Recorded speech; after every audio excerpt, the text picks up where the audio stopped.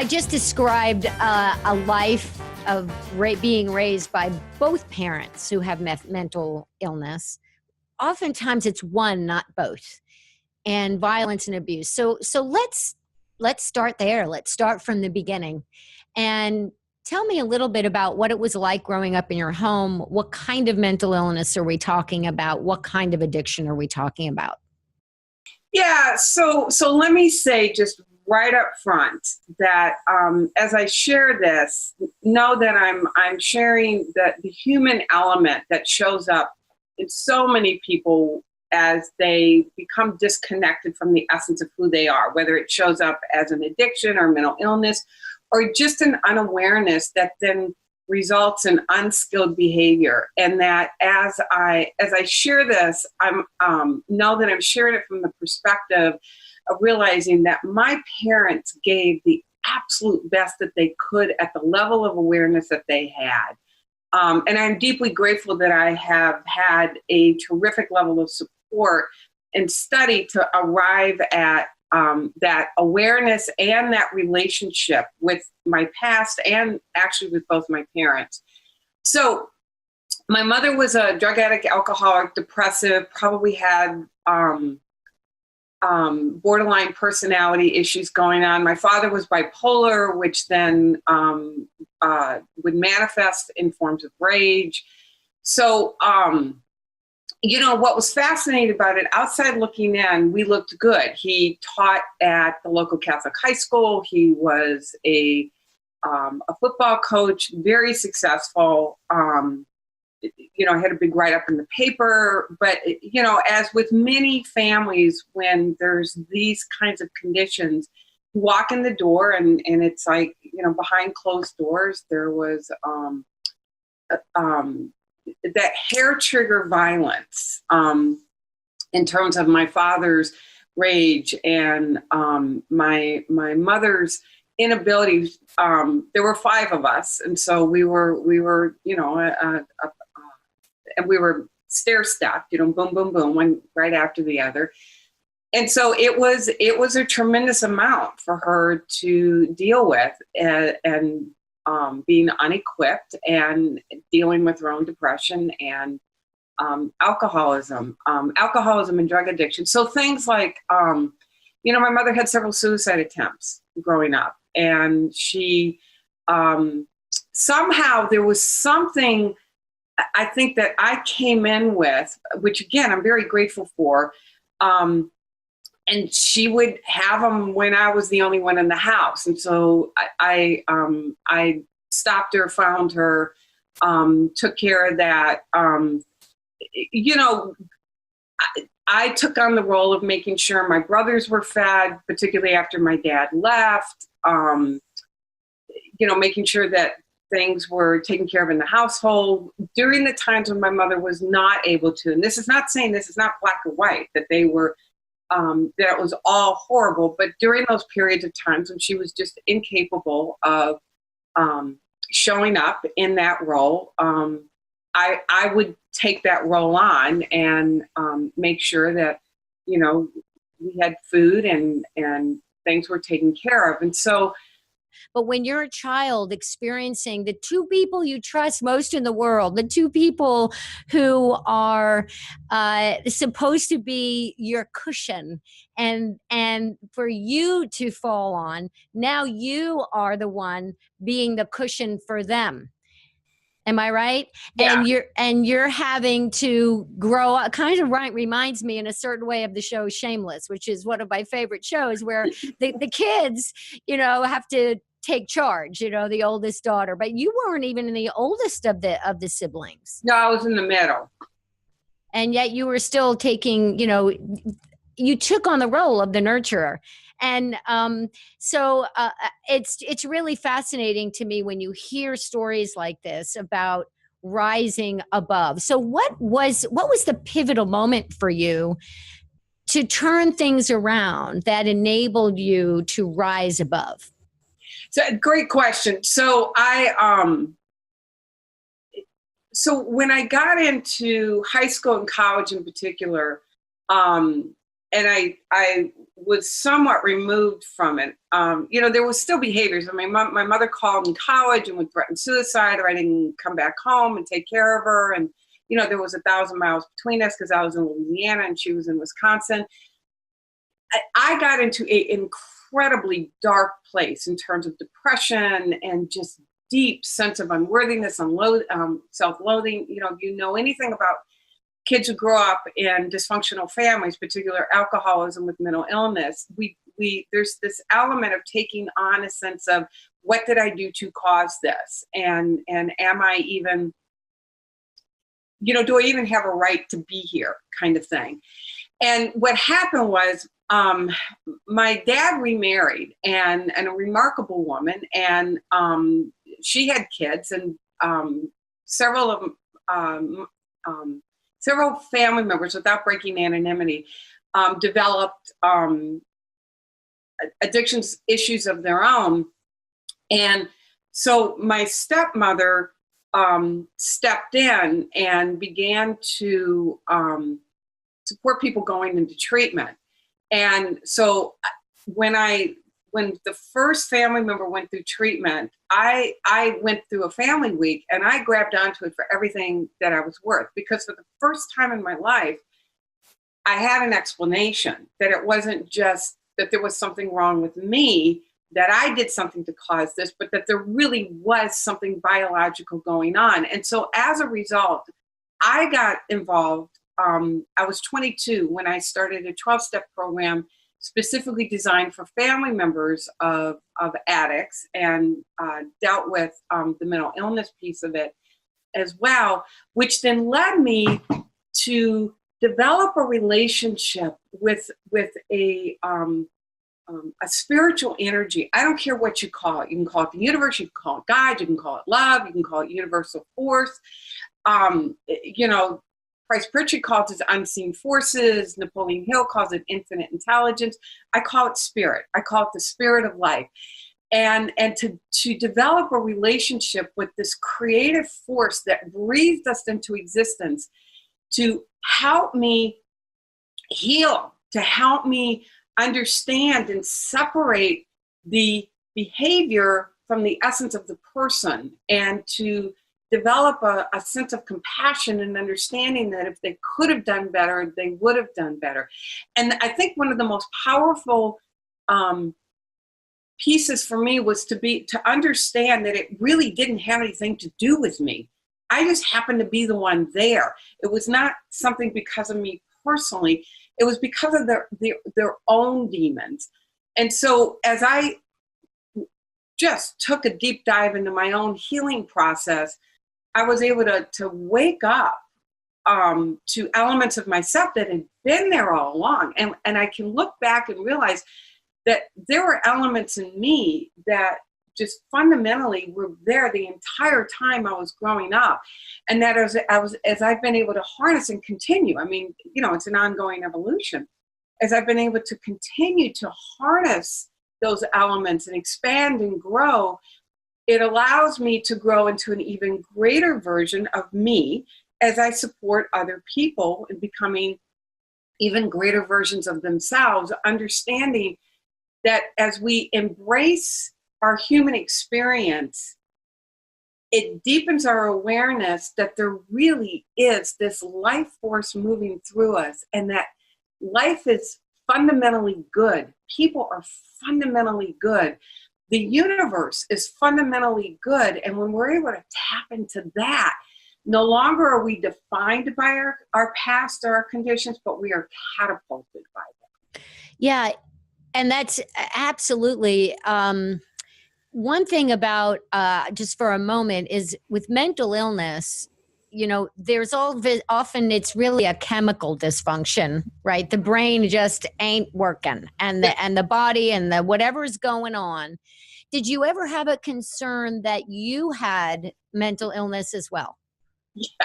Yeah. In fact, I'll never forget when I was, it's a great question, especially in college when I got so depressed and, suicidal myself. And I was terrified that I was going to, particularly my mother, I was terrified that I was going to end up like my mother, because it was just in the human form, it was ugly. I mean, her behavior, it was just insidiously ugly. She wasn't, but the behavior, the way that she would show up in her illness. And I want to make sure that people hear the distinction between the two, that this is not a characterization of my mother, that it's understanding that there was something so profound going on inside of her, that there was her inability to monitor that. She just didn't have it. And so the abuse, the sexual abuse, I mean, it was just, so I was terrified that I would end up like her. So when people started, I actually did like 5 family weeks in a space of 2 months. So I kind of went to my own treatment, but I didn't go inpatient because I didn't have any, I wasn't an addict, and I didn't have, I was not mentally ill. It was such a relief to have an explanation and understand that, number one, it was mental illness. It wasn't just like, quote, unfettered craziness. And that I didn't exhibit the symptoms. I didn't have it. And if I did, I knew now that there was help. But back in the 60s and the early 70s, they're just, 60s through 70s, we didn't have the awareness that we have today. I mean, people just struggled and suffered through it. It's so hard when you see someone and someone you love in such pain. At the time, I imagine when you're young, you're pissed off. It's like, why does this have to happen? Maybe, or when you walk in the not knowing how you're. I mean, my husband grew up where his parents were abusive to each other, and this whole sense of you never know what's going to happen when you walk in the door. It's this constant state of kind of fear. Yes. And then you build up a wall. Did it impact you in any way in your relationships where you kind of built up a wall, or you didn't have trust, or all this work that you did in your early 20s or when you were in college helped you, bypass that part of it? Well, so here's what's interesting about this, and this is what I help folks understand, is that there are patterns that get established that will continue to run at such a insidious level, even after forgiveness work. So I think the wall for me was that illusion of unworthiness, and that there was a part of me that didn't feel like I deserved love, or I had to keep earning love. I had to keep proving myself. And that's an element that I still have to keep a very close eye on today, because it was a survival pattern that, unaware, I allowed to get wired into me. And so now to recognize the signals in my thought process, in my body, and the way I'm seeing myself, and to be able to do the pattern interrupt and say, you know what, that's not accurate. But I tell you the other thing, Phyllis, that I'm very aware of. One of the things that because you're right, it's my life was dependent on being able to read the temperature of the room. And that's not being dramatic, but there was that level of violence that was actually life-threatening. And so my life became dependent on being able to read the temperature of the room, being able to really read the nuances in people, it makes me so brilliant at what I do today. So to be able to harness that gift of being able to read beyond just the face value of somebody, but to really be able to like crawl inside their skin almost in a very compassionate, life-giving way, to help them see things that they can't see for themselves because they're inside the frame. I have, and I'm very grateful for this, and I say this humbly, I have an incredibly developed intuition and sensibility about people. And I know that it's a direct result of growing up in the environment that I grew up in, which allows me to serve people at such a higher level, which I'm grateful for. I also believe that I've developed a deep sense of compassion for people, because I understand what suffering looks like when people want to do something different. But what's fascinating about the anger, I didn't have the luxury growing up as a kid to be angry. It was too dangerous in my household to be angry. It wasn't until after I left and I began the deep internal healing work and forgiveness that I allowed myself just to experience the depths of rage that just got buried into my body. And I'm grateful that I was surrounded by really highly calibrated professionals who helped me work through it in a very empowering way where I was able to release it and move it toward forgiveness rather than continue to allow it to fester and define me. Wow. And a lot of the word that keeps coming up from you is gratitude. So, with all that you've been through, is there anything, would you change it? Knowing what you know now and the work that you're able to provide others to help them transform and find their dream, is there, I'm kind of answering your question, is there anything you would change? You know, there are moments when I look at, oh God, it would have been great to grow up with the Cleavers, right? Or the Brady Bunch. Like I was raised on the Brady Bunch or the Partridge Family.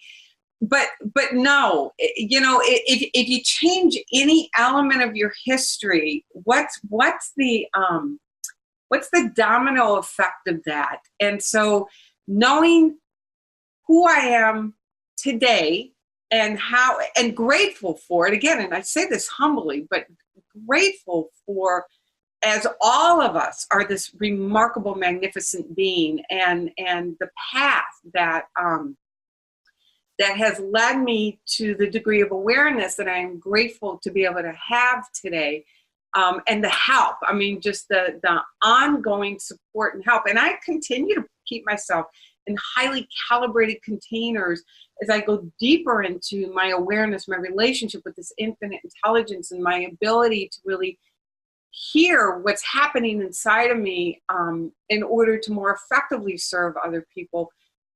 No, what I'm so grateful for is that I'm able to use my history with people who want to use theirs as an excuse to not go forward, that I can say, look, if I can do it, anybody can do it.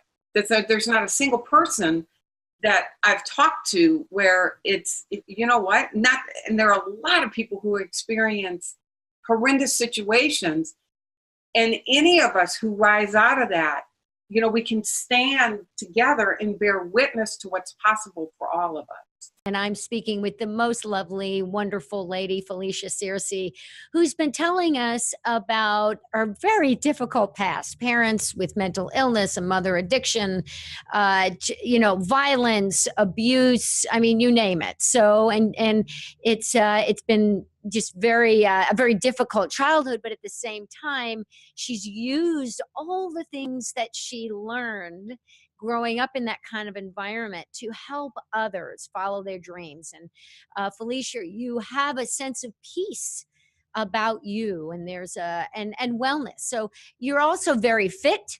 You take care of your health.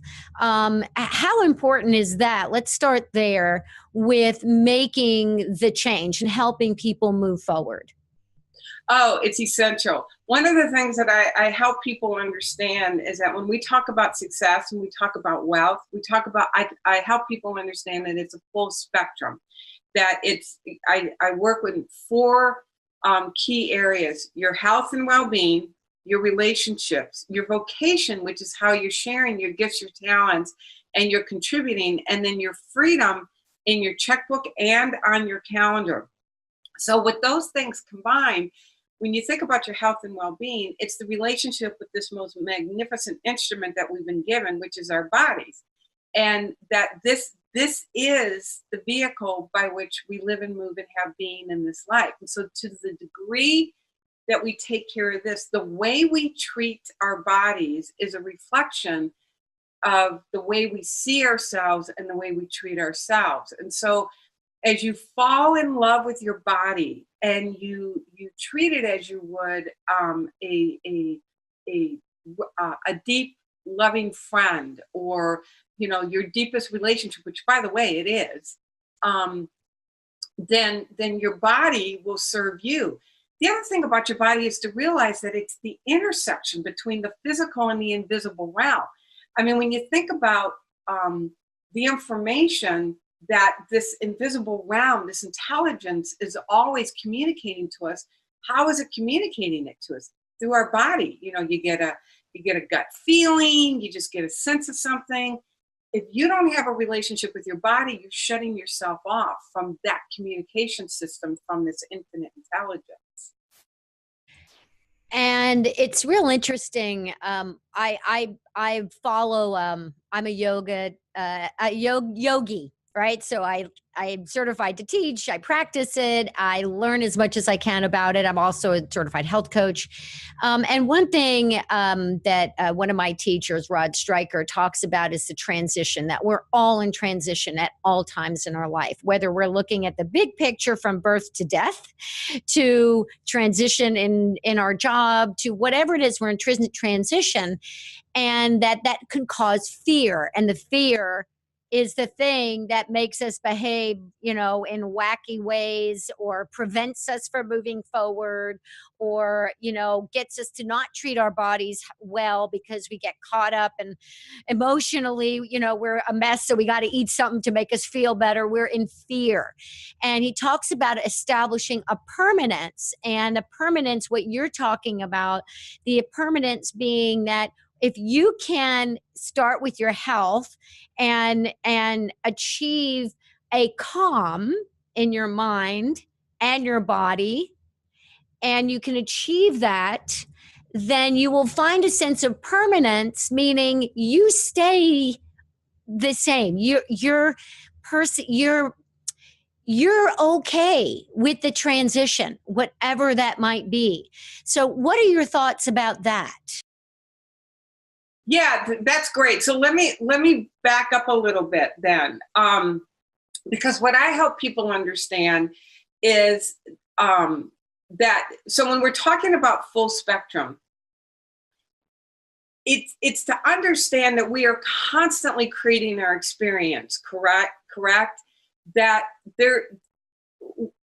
we are the only species on the planet that has the ability to consciously choose the images that we mentally rehearse. So hang with me, Phyllis, because I'm going to wrap this back around to what you're talking about in terms of permanence. Most people, number one, don't realize that. And if they do realize that, then they're allowing what's happening outside here, or, you know, and history, past conditions, and current conditions to generate the internal images. Now, why this is important is because quantum physics is now proving, what spiritual masters have taught throughout the ages, is that what we predominantly mentally rehearse then translates into the feelings in our body, which then sends out this magnetic signal to this invisible field, which then, in some, you know, science fiction but real kind of way, organizes according to the results that we are transmitting with our images. We give it the pattern, it organizes according to that pattern, and creates our results. Now, why this is important to what you're talking about is that, to the degree of our ability to really understand that's how results are created, we become so committed to, number one, really tapping into that life force that's seeking a greater expression by means of us, which is your dream. So when we talk about permanency, all of this out here is malleable. It's continually changing. The permanence is what I call the law, understanding our capacity to actually influence and create our results. Now, can we stop everything? No. Can we and use this to ensure that nothing bad ever happens to us? No, but what it does is that it allows us to realize that there is that in us that is bigger than any outside fact and condition. And when you begin to realize that we really do have this ability to consciously choose images, and you make a decision to start working with images that absolutely light you up, and you allow those to be your guiding force rather than the images of how do I protect myself, you come to trust something so much bigger than just your human capability. And you understand that even though you have conditions, your conditions don't have you. And that's then where the sense of peace and well-being that you're talking about comes in. That's where the permanent, for me, that's the permanence, is that there is this power so much greater than me that is always calling me into a more expanded version of myself. And when I learn to live from images that I love, I'm learning and deepening my relationship with what's real, true, and permanent.